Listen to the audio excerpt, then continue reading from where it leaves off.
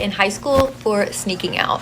So she was in 12th grade and I was in 9th grade, but I probably had the maturity level of like a 5th grader and the knowledge of a 5th grader.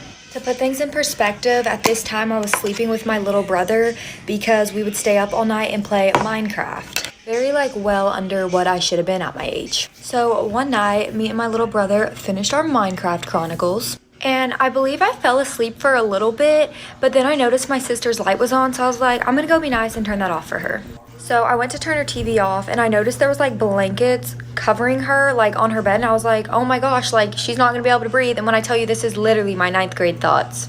So when I pulled the blanket back to help her breathe better, I saw these pillows like in position that looked like a human. And this is gonna sound so dramatic. After I did that, I noticed her curtain was like blowing and it's nighttime, so everything was like more dramatic to me. So in my head, I'm like, oh my gosh, somebody like kidnapped my sister, left her TV, her light on, made it look like there was somebody still sleeping in her bed so that they could get away with this. So I'm already freaking out, like already on the verge of tears, and I'm like, I have to go like run to my parents' room and tell them that Sarah's kidnapped.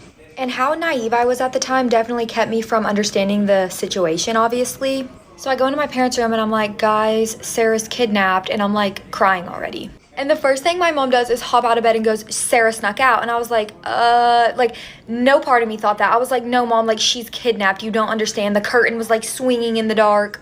So I start sitting on the couch while my parents are like calling her and going outside to see where she's at. And I'm like crying, but at this point I'm like, maybe I did accidentally snitch. So my sister gets home and she's like explaining her side of the story to my parents and why she had to do what she did. And I'm just sitting there like, So at this point, she's obviously a little sad because she got in trouble. I would have gotten in trouble too.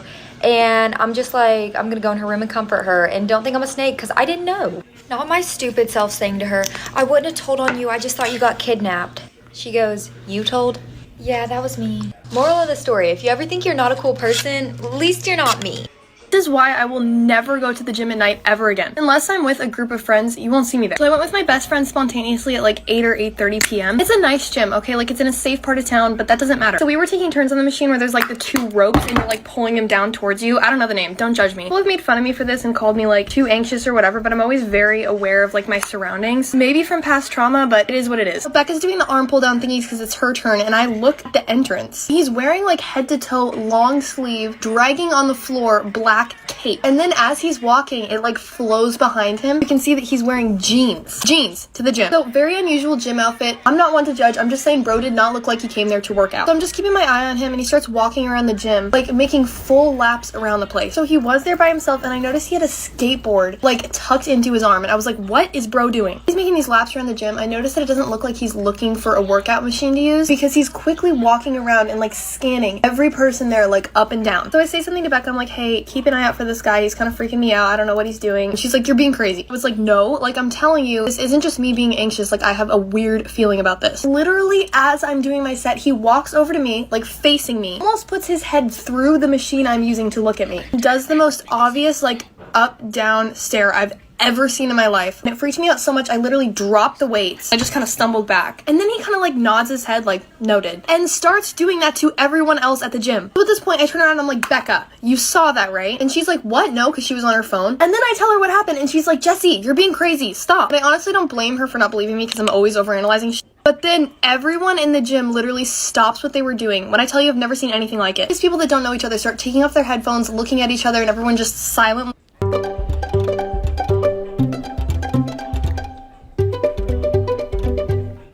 walks into the middle into like the circle. It sounds like I'm making this up. I promise you this is exactly how it went. So I look over at my best friend and she's like, you were right. You were right. So we join up with everyone else, and there's a guy saying he's seen this guy at the gym before, and normally he's harmless, but today he's acting really weird. And this other girl was saying that she noticed the whole time he was walking around, he had his hand like in his cape, like he was holding something you couldn't see underneath his cape. I told everyone what had just happened to me, and some other people were like, yeah, that just happened to us too. And as we're all talking, I'm watching this guy still, and he's walking towards the restrooms. He literally stops, looks around, and then peeks his head in the women's room, like looking like he's trying to see, which is also a locker room. And then he just like runs into the men's room, like runs. I'm like, oh hell no. And the only kid working there at the front desk comes up and he's like, what's going on, guys? All of us tell him what happened and all of our stories. And everyone's like, this guy's making everyone uncomfortable. Can you please do something? Right then the guy walks back out from the bathrooms. The guy that's working there sees him. The kid working there was young. He's like, well, I mean, I don't really think there's much I can do. I don't really want to like